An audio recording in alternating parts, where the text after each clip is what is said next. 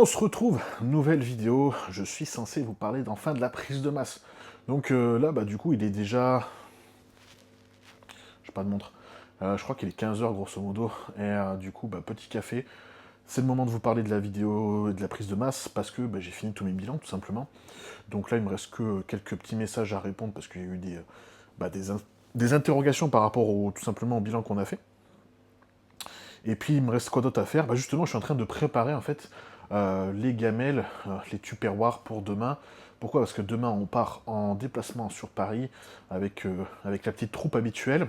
Parce que, du coup, on va aller voir Romain, que vous connaissez peut-être sur YouTube, le Bouzeux, qui va faire son premier combat de boxe. Donc, on va le voir tout simplement aller combattre à Paris, ensemble, tous ensemble. Donc, voilà, ça va être cool.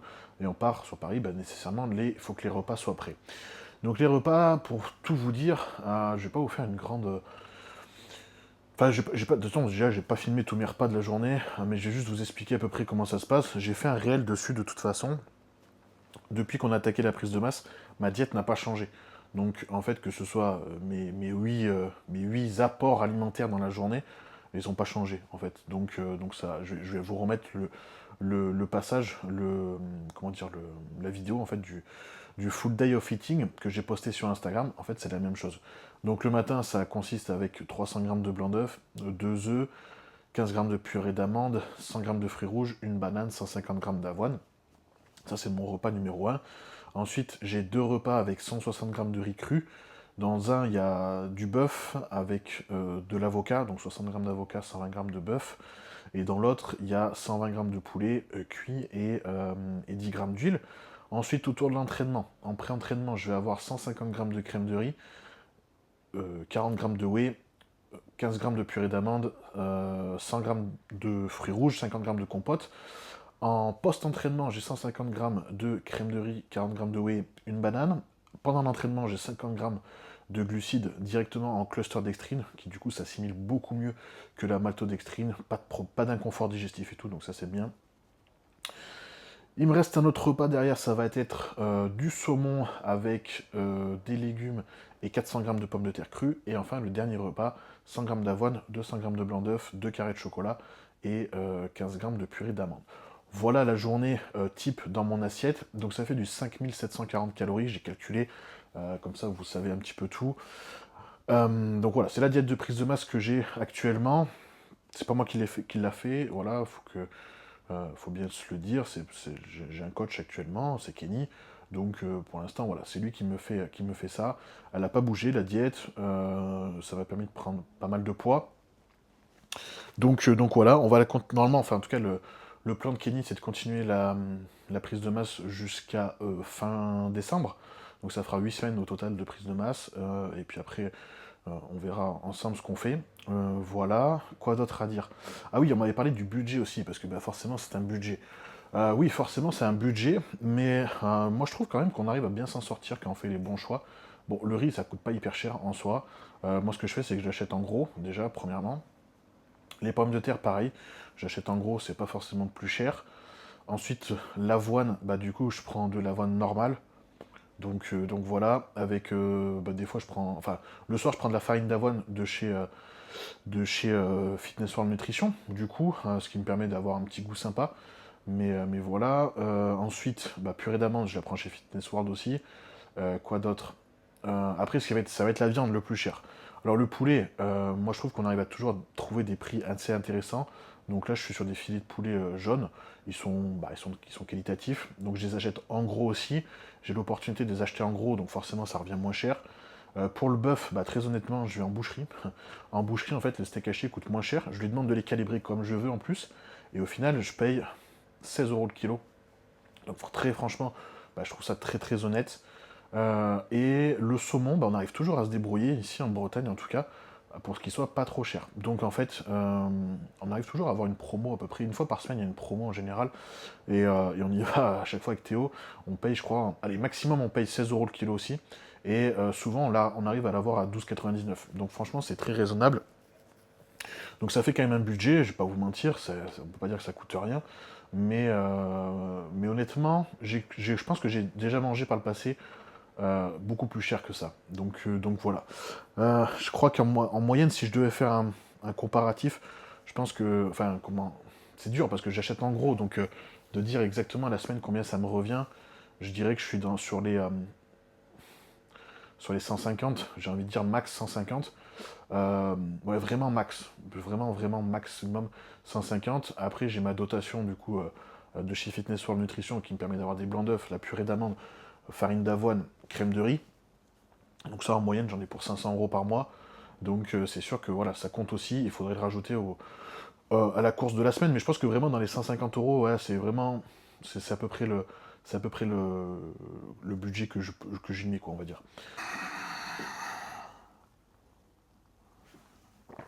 Petit café, quoi.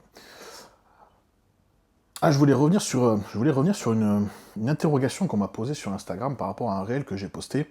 Le réel, c'est un extrait de la vidéo de la semaine dernière que j'ai posté, où je disais qu'en gros, faut se sortir les doigts si on veut tout simplement évoluer d'une certaine situation. Peu importe laquelle situation, mais si on veut évoluer, à un moment donné, il faut se mettre un coup de pied derrière, tout simplement. Et la personne me disait, ouais, mais du coup, tu es coach sportif, pourquoi tu fais des réels comme ça? Pourquoi il y a de plus en plus de coachs sportifs qui font des réels comme ça? Ben, en fait, je vais vous dire, tout simplement, parce que la réalité du métier, de coach sportif à distance et même en salle, c'est de faire du psychologique, tout simplement. Donc à un moment donné, en fait, comment dire, faire des réels sur comment faire tel exercice, quel aliment choisir, comment perdre du poids, en vrai, on va pas se mentir, on les fait tout le temps, ça... C'est pas que ça apporte pas quelque chose, il en faut, et puis même moi j'aime bien en faire de temps en temps, d'expliquer pourquoi, par exemple, je fais un exercice d'une certaine façon. Ça, je dis pas. Mais en fait, la réalité du terrain, ben, comme moi, quand j'ai fait aujourd'hui, je sais pas, j'ai dû faire une quarantaine de bilans, 30 à 40 bilans, on va dire, parce qu'il m'en manque, on va pas se mentir. Certains ont un petit peu oublié que c'était aujourd'hui leur bilan. Mais du coup, la réalité, c'est qu'il y a une grosse part psychologique, en fait, dans notre métier. Et les coachs qui sont en salle, bah, me mentez pas non plus, et vous mentirez pas, je pense, mais quand vous êtes en session en one-to-one, pas toutes les séances, mais beaucoup de séances, enfin pas malheureusement, mais il faut être à l'écoute de la personne en face, et la personne en face, elle va vouloir tout simplement raconter sa journée, raconter ce qui s'est passé avec son mari ou avec sa femme, etc. etc. C'est souvent comme ça, c'est la réalité. Donc de faire des réels où on explique un petit peu, enfin en tout cas, où on donne des conseils de vie, en fait c'est utile parce qu'en fait, les gens, c'est aussi ce qu'ils viennent rechercher chez un coach sportif. Ils viennent chercher une attention à la fois par rapport à leurs objectifs, amener plus 15 kilos de masse musculaire, perdre 20 kilos, mais aussi ce qu'ils veulent, c'est gagner de la confiance en eux, en fait. Ouais, c'est ça. Ils veulent gagner de la confiance en eux. Et à un moment donné, la confiance, ça se gagne parce qu'en face de vous, vous avez des interlocuteurs qui vous écoutent, et qui, par rapport à ça, sans vous mentir, sans vous caresser dans le sens du poil, en fait, ils vont venir tout simplement vous apporter les bons mots pour que vous vous sentiez mieux, et en tout cas que vous avanciez. Parce que des fois, il faut se dire les choses, elles sont pas forcément très drôles. Moi, ça m'arrive très souvent de dire, enfin, j'ai encore eu quelqu'un, je lui dis là, à un moment donné, il faut que tu te disciplines, quoi. T'as pas le choix, tu as tes objectifs qui sont là, et toi, tu vas totalement à l'inverse. Donc il faut se discipliner à un moment donné. Donc c'est un conseil de vie, c'est pas un conseil sportif. Je lui dis pas, ton squat, il faut que tu le fasses de telle façon. Je lui dis, là, en fait, dans ta vie, il faut que tu te disciplines, parce que sinon, tu n'atteindras jamais tes objectifs, qui sont certes sportifs, mais qui vont un petit peu au-delà de ça. Donc voilà un petit peu la réalité du terrain en tant que coach. Moi, c'est quelque chose que j'ai déjà constaté par le passé, comme je vous ai déjà dit, hein, quand je travaillais exclusivement en salle de sport, mine de rien, la plupart du travail que je faisais, c'était ça. Il y avait une partie de la journée où vraiment j'étais tranquille, je pouvais faire mes programmes, mes bilans, etc. Mais une grosse partie de la journée, et surtout en fin de journée, c'était du psychologique, enfin du social en tout cas, où on vient parler avec les gens, on vient les écouter, ils ont passé leur journée, ils viennent au sport pour se détendre, pour rigoler, donc il y a aussi cette partie-là, mais aussi du coup pour un petit peu, relâcher la pression de la journée, et puis voilà, c'est aussi ça quoi le truc.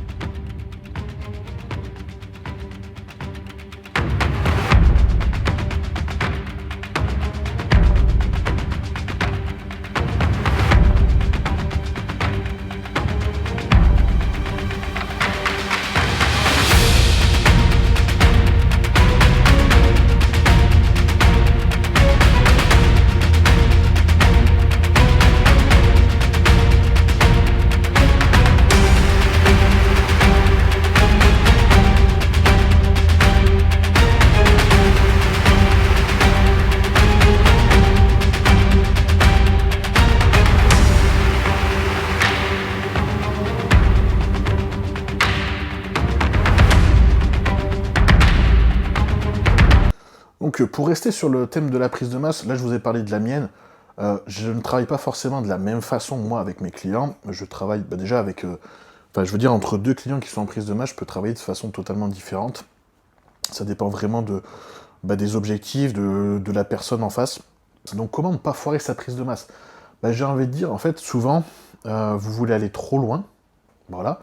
Donc trop loin dans le... Alors, dans plusieurs choses. Trop loin dans le surplus calorique, parce que c'est la course en ce moment à qui mange le plus. Mais je peux vous garantir que il n'y a pas besoin de manger énormément beaucoup plus que son surplus calorique pour faire de la viande. En tout cas, ça dépend de chacun. Mais, on va dire chez le lambda, souvent vous voulez aller beaucoup plus haut que ce que vous avez besoin. Donc en fait, moi je préfère y aller progressivement, on monte progressivement les apports, on fait de la viande de qualité sur le long terme, parce qu'en fait c'est ça aussi le truc, c'est que faire des gains très vite, très rapides, malheureusement ce ne sont pas des gains durables, donc ça ne sert à rien. Pour le coup, ce qu'on veut tous ensemble, c'est forcément de les maintenir, ces gains, c'est les conserver. Donc pour ça, je préfère augmenter progressivement les apports, et du coup, en fait, laisser aussi le temps au tissu musculaire de se faire. En fait, c'est plus intéressant comme ça. De plus, votre sensibilité à l'insuline reste très bonne, parce que du coup, on augmente progressivement, avec des aliments de qualité aussi, ça compte aussi, mais du coup, ça vous permet d'avoir une bonne sensibilité à l'insuline. Donc de ne pas prendre de gras, en fait, parce que si vous devenez résistant à l'insuline, vous allez prendre du gras, vous allez stocker du gras. C'est un confort digestif aussi, bien entendu, parce que si vous montez d'un coup les apports, surtout pour certaines personnes qui n'ont pas forcément une grosse capacité de manger, du coup, en fait, vous les flinguez au niveau digestif, donc c'est compliqué. Au moins, si on monte progressivement les apports, le corps a le temps de s'habituer, le ventre a le temps de s'habituer, et du coup, vous assimilez mieux ce que vous mangez, et sur du plus long terme, une fois de plus. Donc ça, c'est bénéfique. Ça vous évite aussi le regard dans le miroir qui soit un petit peu, péjoratif envers vous-même. C'est-à-dire que si vous faites une grosse prise de masse d'un coup, et que vous prenez beaucoup de poids d'un coup, le reflet dans le miroir, il va clairement en pâtir. Il va en pâtir parce qu'en fait, vous faites de la rétention d'eau, parce que en une semaine, même si vous mangez un surplus calorique assez important, et que vous mangez, mais que vous mangez de la qualité, vous n'allez pas faire du gras en soi, vous allez plutôt faire de la rétention d'eau. Mais forcément, pas quelque chose qui est très très cool à voir dans le miroir quand on est moins défini, on a de la rétention, donc en fait on voit qu'il y a certains endroits, ça fait des petits bourrelets, un petit peu de rétention d'eau, là vous voyez ce que je veux dire. Alors certes on est un peu plus full forcément, mais du coup on a aussi ce côté moins défini qui plaît pas forcément. Donc voilà pourquoi moi je préfère y aller progressivement. Après, nonobstant, il faut pas se mentir. C'est-à-dire que il y a les diètes en fait à 2500. Je vais prendre un exemple. Un homme on lui dit ça maintenant c'est à 2500 calories, et puis il y en a qui vont nous expliquer que 2600 calories, il va prendre de la masse musculaire. Par contre, il faut qu'il le fasse sur le long terme.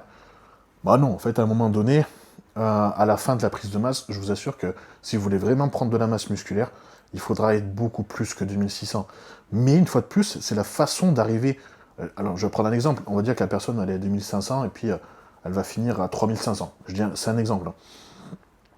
Il y a un monde entre passer de 2500 à 3500 en un jour, et passer de 2500 à 3500 en, je sais pas moi, 8 semaines.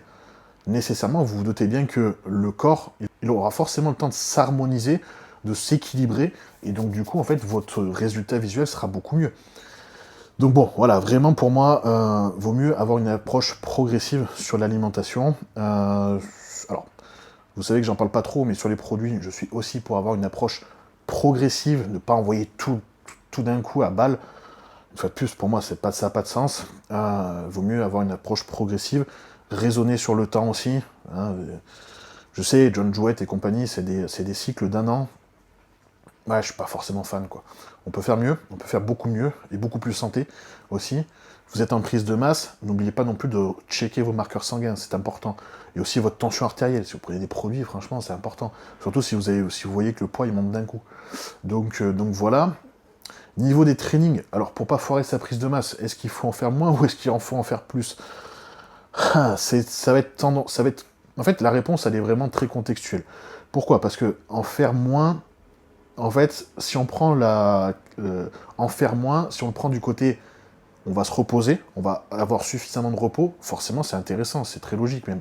Donc c'est-à-dire qu'en fait, vous en faites moins dans le sens où vous favorisez votre repos, vous avez au moins un jour de repos dans la semaine, voire deux. Je pense qu'en fait, 2 jours dans la semaine, c'est bien. Un jour avec, suivant comment vous répartissez le volume d'entraînement, ça peut le faire, mais il faut vraiment bien répartir son volume d'entraînement. Mais 2 jours, c'est nécessaire. Vous construisez votre muscle au repos. Vous le détruisez à la salle, vous le construisez au repos et avec l'alimentation. Donc favorisez votre tension mécanique, donc le poids, et ensuite favorisez votre temps sous tension. Donc c'est-à-dire que vu que vous êtes en surplus calorique, vous avez quand même une capacité de volume d'entraînement qui est présente. Mais une fois de plus, il faut que ce volume soit cohérent sur la semaine, cohérent par rapport à vos points forts, à vos points faibles, et à votre capacité de récupération. Admettons, on met en place un plan d'entraînement, vous le faites, au bout de 2 semaines, vous sentez que vous ne récupérez jamais, par exemple sur les cuisses, que vous êtes extrêmement fatigué à chaque séance. Bon, c'est peut-être que le volume d'entraînement, il faut le revoir. Très clairement, il faut le revoir. N'oubliez pas votre cardio. Chose importante pour moi, en période de prise de masse, vous devez continuer à garder un cardio. Homme ou femme, vous devez continuer à garder un cardio. Pourquoi? Parce qu'en fait, ça va vous permettre d'avoir une meilleure endurance, tout simplement. Meilleure endurance cardiovasculaire, bah forcément, du coup, meilleure performance à la salle. Vous avez une capacité d'oxygénation qui est meilleure. Donc, du coup, vous êtes plus performant à la salle. Vous serez plus propre, forcément, vous serez plus propre parce que vous avez une dépense calorique quand même qui est importante. Ça va aider votre digestion aussi. Mais le fait, par exemple, d'avoir quelques marches postprandiales, donc après les repas, ça va vous permettre d'avoir du coup un meilleur système digestif. En tout cas, ça va améliorer votre transit et votre capacité d'assimilation des nutriments. Donc c'est quand même assez intéressant. Et ça, c'est prouvé scientifiquement. Quelques compléments alimentaires qui peuvent être intéressants en prise de masse, sans... comment dire, en restant sur du basique, moi je vais vous conseiller, si vous commencez à manger beaucoup, bah, tout ce qui va être enzymes digestives nécessairement, tout ce qui va être vitamine C aussi, vitamine C dans des lions éventuellement, parce que si vous faites si vous êtes sujet un petit peu à la rétention d'eau, ça va un petit peu éliminer. Vous gardez du magnésium bien entendu. Après voilà, ça va être pour les cas un petit peu particuliers, mais les personnes sous chimie, bah, forcément il faut des protecteurs. Au niveau du foie, au niveau des reins, ça dépend ce que vous faites, bien entendu, mais quand même, plus vous mettez de protecteurs de votre côté, mieux c'est.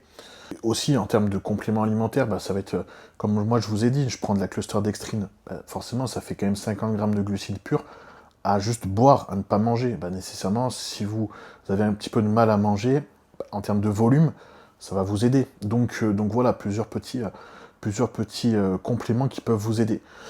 Vous voyez, j'ai absolument rien scripté de la vidéo. J'aime pas de toute façon préparer les vidéos parce que, en fait, si je prépare les vidéos, le jour où je tombe en podcast par exemple, ou en live sur Instagram, ou même en fait en face à face avec un client, et que là j'ai rien préparé et qu'il me pose des questions et que je suis pas capable de répondre, je passe pour un guignol. Alors que ça se trouve, j'ai fait une vidéo 4 semaines avant où j'expliquais oh ça, si, ça. Mais non, en fait, il faut être cohérent.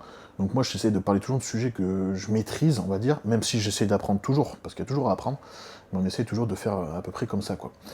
Je vous dis à très vite pour une nouvelle vidéo, laquelle ce sera, je ne sais pas, très honnêtement, vous verrez comme moi, vous verrez, voilà, donc voilà, je vous dis à très vite pour une nouvelle vidéo, merci à tous d'avoir été présents, d'avoir beaucoup commenté celle qui est sortie la semaine dernière, j'espère que celle-là sur la prise de masse va vous plaire, et puis je vous dis à très vite du coup.